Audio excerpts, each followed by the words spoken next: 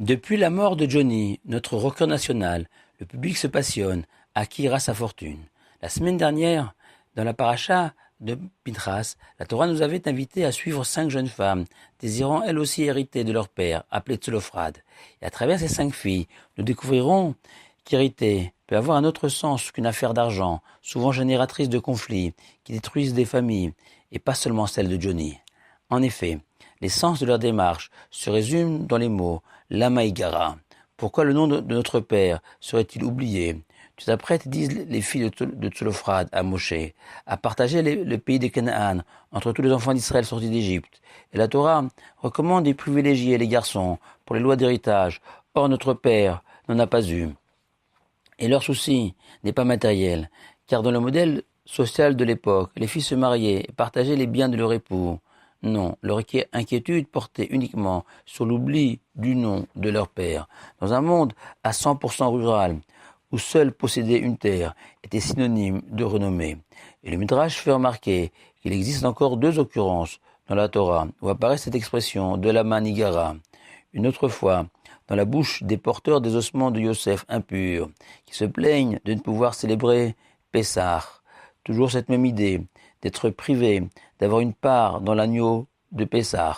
Et dans ces 2 cas, Moshe, surpris par une telle volonté de forcer l'adversité, se tournera vers l'Éternel, qui instituera de pouvoir aussi célébrer Pessah 1 mois plus tard, et qui révélera à Moshe que si un homme n'a pas eu de garçon, les filles hériteront de leur père, et ainsi les terres de Tzelophrad furent attribuées à ces 5 filles. Dans notre paracha de Matot Massé apparaît la 3e occurrence, à nouveau dans la bouche des 5 filles de Tzelophrad, où cette fois-ci, héritières des terres de leur père, elles s'inquiètent que si elles épousent des hommes d'une autre tribu que la leur, par le jeu des mariages, les terres attribuées originellement à leur tribu, Ménaché, passeront dans le giron de la tribu de celle de leur mari. Et le patrimoine de notre tribu Ménaché, Igaréa, sera diminué. Toujours ce souci de préserver le patrimoine et le renom de leur tribu. Et à nouveau, l'Éternel leur donnera raison, et Moshe leur conseillera de choisir d'épouser un jeune homme de leur tribu. Le Talmud précise que, premièrement, ce n'était qu'une recommandation, et non pas un ordre, qui de plus était valable uniquement pour cette génération, afin que la part assignée par l'Éternel à chaque tribu, lors de son entrée au pays des Canaan, lui appartienne entièrement. Le Talmud toujours ajoute que les filles de Tzelophrad sont mariées à plus de 40 ans avec leurs cousins, faute de pouvoir trouver un parti à leur hauteur spirituelle, et que l'Éternel bousculera les règles de la nature en leur permettant de devenir maman à 40 ans pour la première fois, chose assez peu commune. Et nos sages multiplient les éloges des filles de Tzelophrad, leur sagesse, leur piété, leur courage d'affronter les plus grands sages d'Israël.